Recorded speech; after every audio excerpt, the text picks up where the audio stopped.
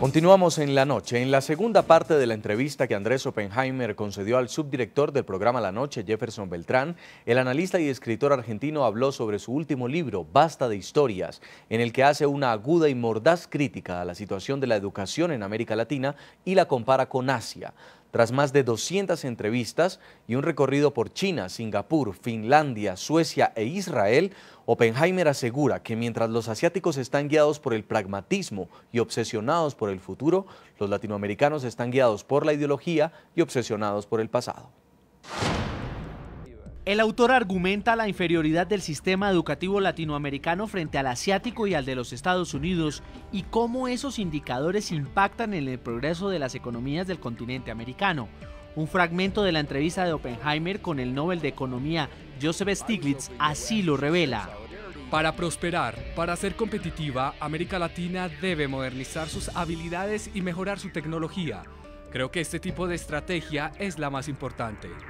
Otro aspecto revelador proviene de una parte de la entrevista de Oppenheimer con el fundador de Microsoft, Bill Gates, sobre la calidad de la educación. Creo que en la mayoría de los otros países del mundo donde hubiera nacido no hubiera tenido las mismas oportunidades que en Estados Unidos.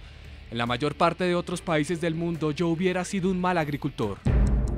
Andrés Oppenheimer hace un recorrido por diferentes variables críticas sobre la educación superior, como que solo 2 universidades latinoamericanas están en el ranking de las mejores del mundo, que solo el 2% de la investigación mundial proviene de América Latina, que el 27% de los jóvenes que salen de la secundaria van a la universidad y que la vocación profesional del continente, donde el 70% de los estudiantes opta por carreras humanísticas como historia y psicología y solo el 30% restante por carreras enfocadas a la creación y a la innovación.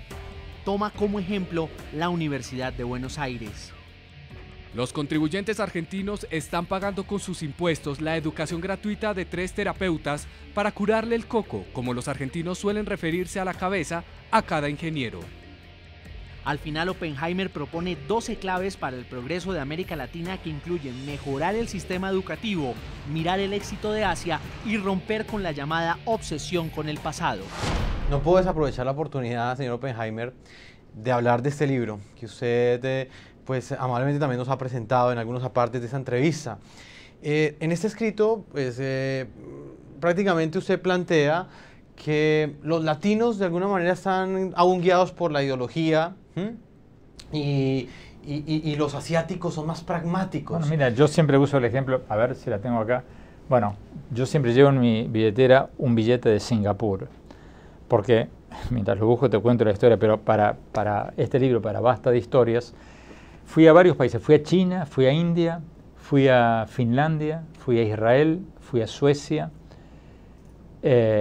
Corea del Sur, o sea, fui a varios países que no tienen absolutamente nada en común políticamente, ¿no? Pues China es una dictadura de izquierda, Singapur es una dictadura de derecha, ¿no? India es una democracia de izquierda, Israel es una democracia con un gobierno de derecha, Finlandia es una democracia con un gobierno de derecha, o sea, son países que no tienen nada en común, pero todos estos países que políticamente están en las antípodas, han avanzado, crecido y reducido la pobreza muchísimo más que nosotros, porque tienen una cosa en común, la obsesión con la educación. Entonces yo cuento la anécdota en el libro de cuando llego a Singapur, cambio unos billetes en el aeropuerto para tomar un taxi y ir al hotel, y cuando veo los billetes digo, caramba, ¿no? Qué interesante, ¿no?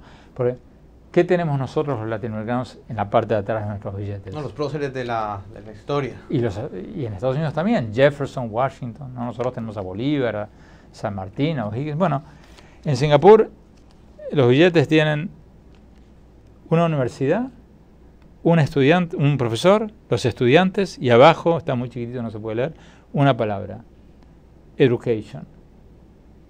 O sea, nosotros estamos mirando para atrás, ellos están mirando para adelante.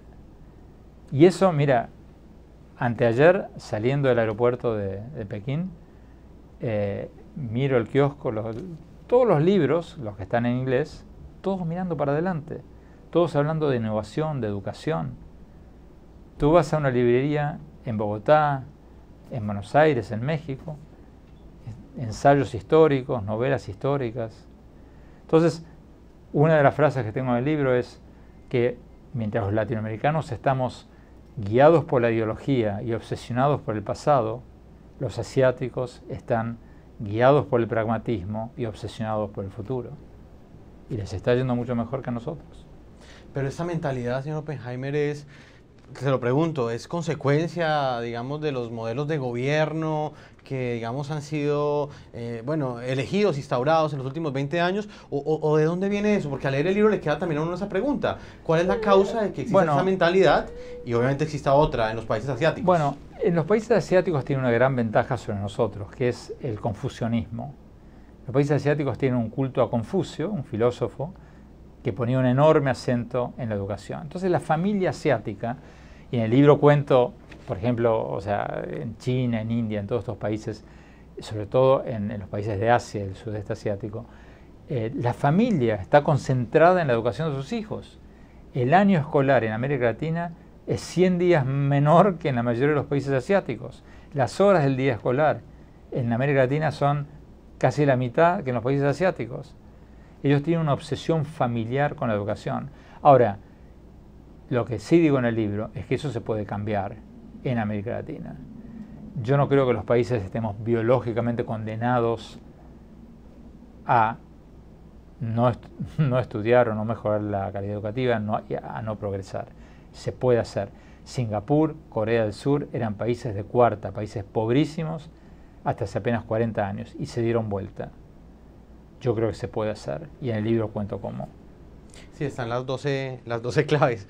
Ese rezago educativo del que usted plantea en el libro también está directamente, lo leo yo así, como una crítica directa también a cómo pues, está concebido la educación en América Latina. De hecho, usted plantea que en el continente prácticamente las carreras sociales, las carreras como historia, política, sociología, son las que más estudian los latinos, y los asiáticos le apuntan más hacia carreras como ingeniería, que crean conocimiento a futuro. Mira, el viernes pasado fui a visitar la Universidad de Pekín. Pregunté esa pregunta: ¿cuántos estudian ingeniería? ¿Cuántos estudian humanidades? Perdón, eso fue la de Tsinghua, porque fui a la de Pekín y la de Tsinghua. Ambas están en Pekín, están una al lado de la otra. Son las dos mejores de China. En la Universidad de Tsinghua, el 70% de los estudiantes está estudiando ingeniería, el 20% humanidades. En América Latina es al revés. En Argentina, esta anécdota la cuento en el libro, en la Universidad de Buenos Aires, la mayor universidad de Argentina, hay 28.000 estudiantes de psicología y 8.000 estudiantes de ingeniería. O sea, el Estado, que la educación es gratuita, el Estado está produciendo 3 psicólogos para curarle el coco a cada ingeniero. Es un disparate absoluto. Porque estamos viviendo en la era de la economía del conocimiento, donde los países que más patentes registran, que más inventos producen, son los que están avanzando más. Y los que patentan productos, los que inventan nuevos productos, los que agregan valor a los productos, son los ingenieros, los científicos, los técnicos. No digo que no tengamos que estudiar humanidades, por supuesto que sí, pero se nos fue un poco la mano y los asiáticos nos están ganando, entre otras cosas, porque están apostándole mucho más a la ingeniería, a la ciencia, a la técnica.